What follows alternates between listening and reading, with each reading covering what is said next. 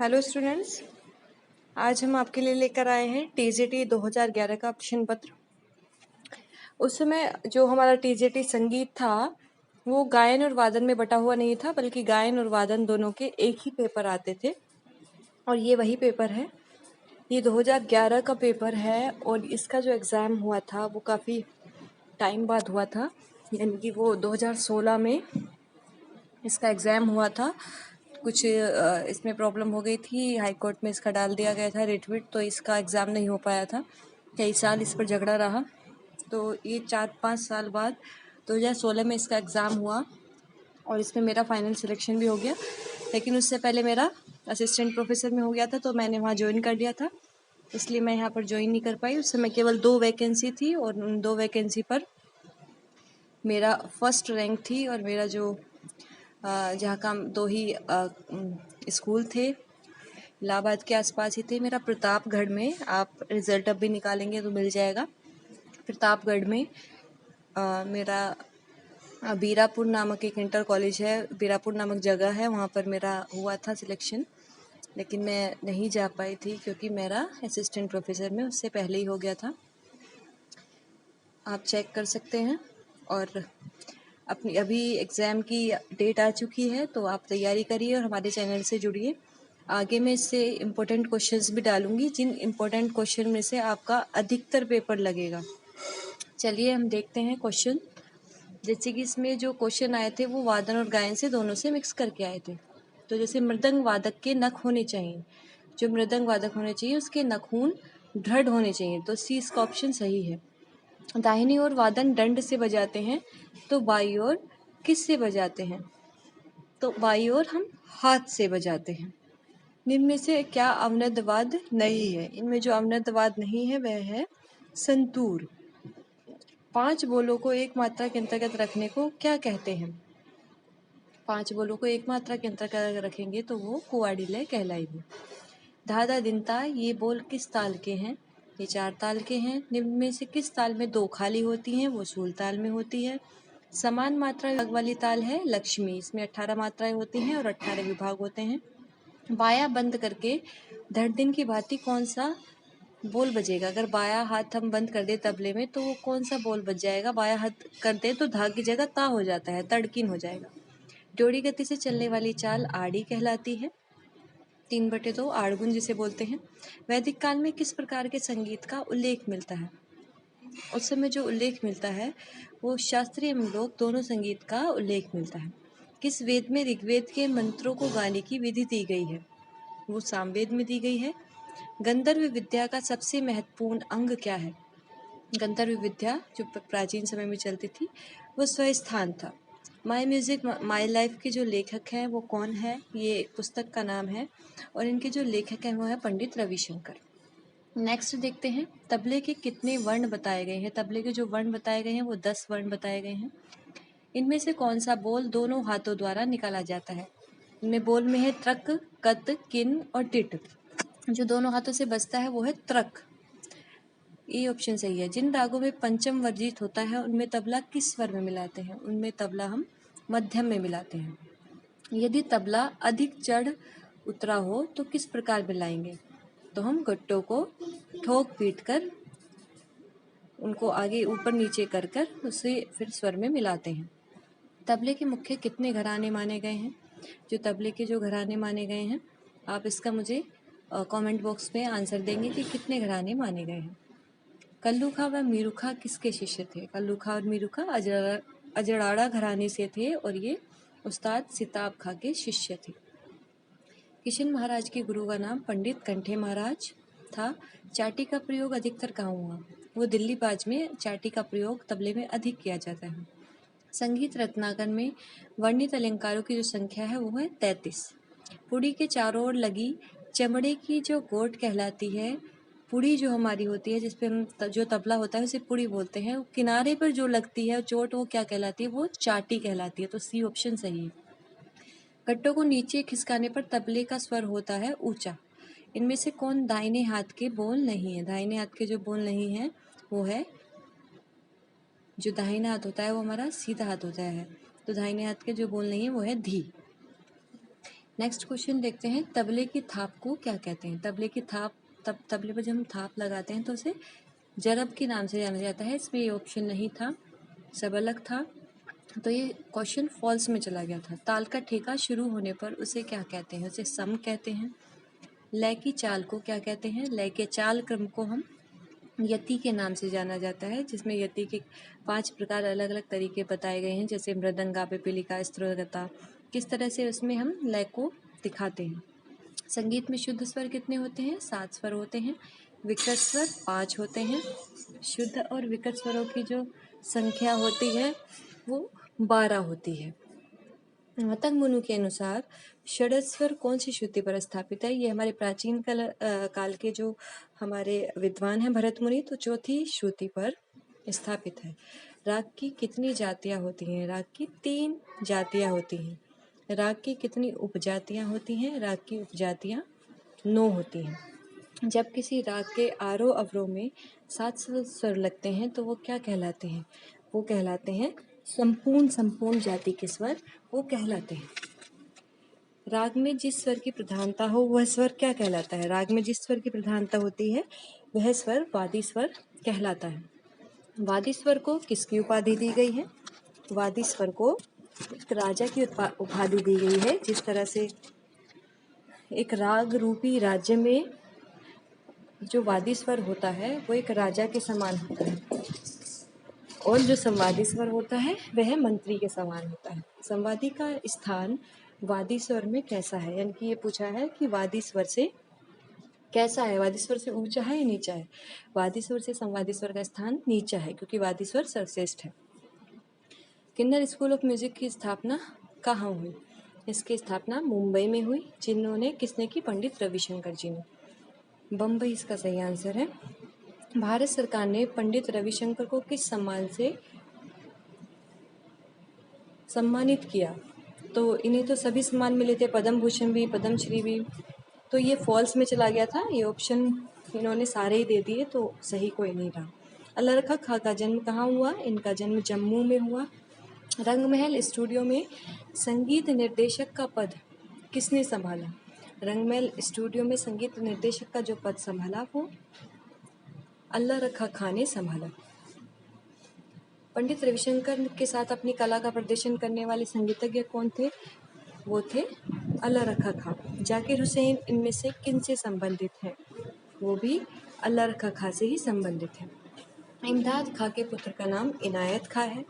इनायत खां अवध के नवाब वाजिद अली शाह के यहाँ किस पद पर नियुक्त हुए? वो कोर्ट म्यूजिशियन के पद पर नियुक्त हुए। मुश्ताक अली खां ने किस वादन में शोहरत हासिल की? मुश्ताक अली का सितार वादक रहे हैं, तो सितार वादन में ही इन्होंने शोहरत हासिल की। निम्न में से कौन से इंदौर के निवासी थे? नाना पानसे इंदौर के निवासी थे। नाना पानसे अपना एकांत समय कहाँ पर व्यतीत करते थे? वो अपना एकांत समय पखावज को बजाने में व्यतीत करते थे, क्योंकि वो पखावज वादक थे। सबसे प्राचीन घन वाद्य, सबसे प्राचीन जो घन वाद्य है वो है मंजीरा। पखावज को और किस नाम से जाना जाता है? मृदंग के नाम से जाना जाता है। जुरब के आकार से मिलता जुलता पुष्करवाद क्या कहलाता है? जवाकृति कहलाता है। भवानी प्रसाद पखावजी को पंडित भातखंडे ने क्या कहकर संबोधित किया? अप्रतिम पखावजी के नाम से इन्हें संबोधित किया। पखावज में स्वर ऊंचा करने के लिए क्या करते हैं? स्वर जब ऊंचा करना है तो क्या करते हैं? तो इसके लिए आटा हम कम कर देते हैं।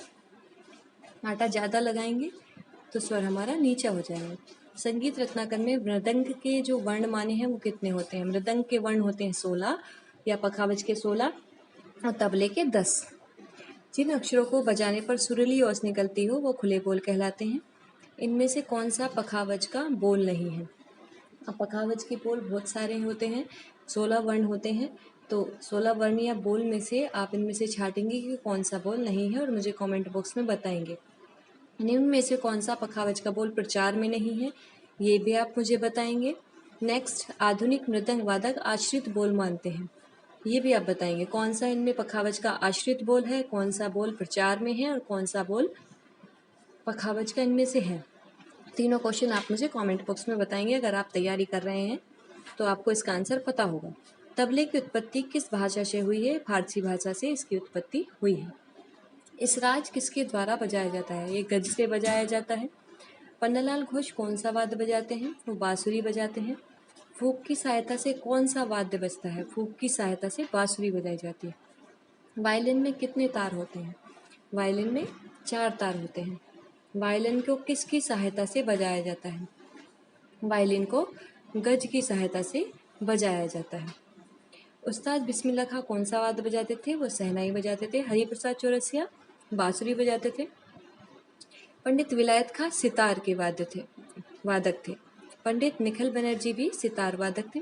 कौन सा वायलिन कलाकार हिंदुस्तानी एवं कर्नाटक संगीत दोनों में दक्ष है? वो है एम राजन। संगीत रत्नाकर में कितनी तालों का उल्लेख मिलता है? 120 तालों का उल्लेख मिलता है। भारत का सर्वप्रथम चम्रवाद यानी कि अवनद वाद्य कौन सा है? सबसे पहले डमरू आया। डमरू सर्वप्रथम मान्य वाद्य है।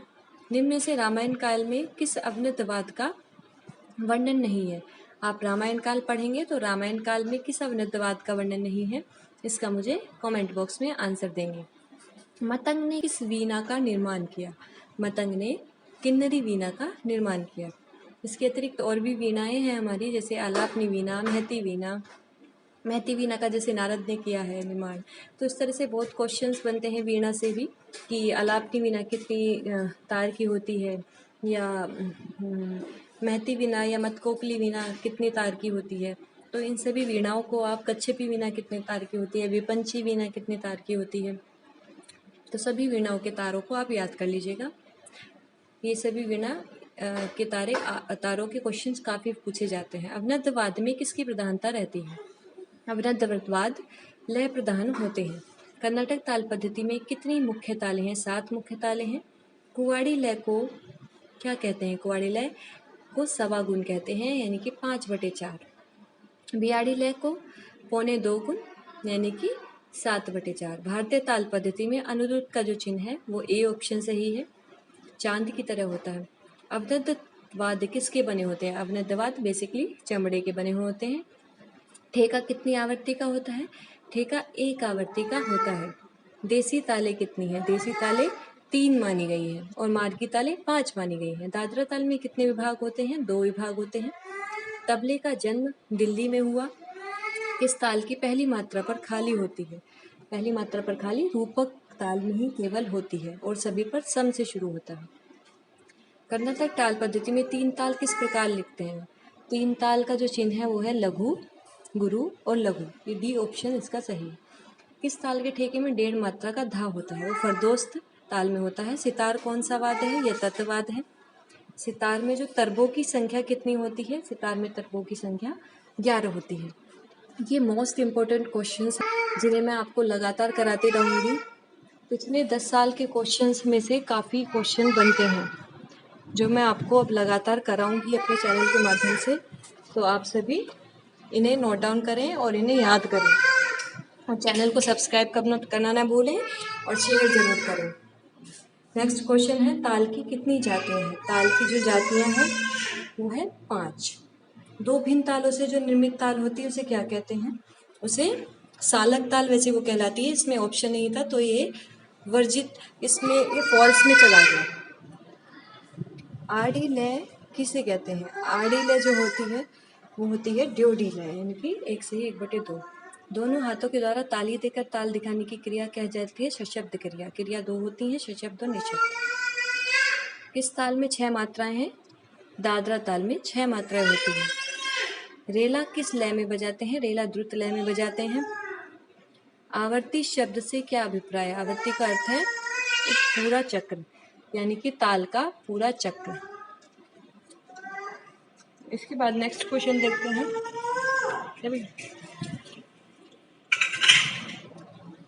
संगीत में काल की अवधि को क्या कहा जाता है? उसे ताल कहा जाता है। दीपचंद जी, ताल का प्रयोग किसके साथ होता है? ठुमरी के साथ होता है। तानपुरे का उल्लेख सर्वप्रथम किस ग्रंथ में हुआ? वो संगीत पारिजात में हुआ। तबले की पुड़ी में चमड़े की कितनी परतें होती हैं? इसमें चमड़े की जो परतें होती हैं वो 3 होती हैं। ताल की पहली मात्रा को क्या कहते हैं? सम कहते हैं। सम निकलने के बाद जब गीत शुरू हो तो वो विषम ग्रह कहलाता है। तबले पर बोल बजने के बाद उन बोलों की जो गूंज सुनाई देती है तो वो क्या कहलाती है? वो खुले बोल की खुले बोल कहलाते हैं। सितार का दूसरा तार जोड़ी का तार कहलाता है। चिकारी का तार जो मिलाया जाता है वो तार षड्ज में मिलाया जाता है। सितार के तार पर किससे प्रहार किया जाता है? मिजराब से प्रहार किया जाता है। सितार में जो चिकारी का तार है वो किस नंबर का तार होता है? इसमें नंबर पूछा गया है। तो जो चिकारी के तार हैं वो सभी विद्वानों के अनुसार अलग अलग नंबर के हैं। तो मेन जो अधिकतर नंबर के होते हैं वो कौन से नंबर के होते हैं, इसका आंसर मुझे आप कमेंट बॉक्स में देंगे।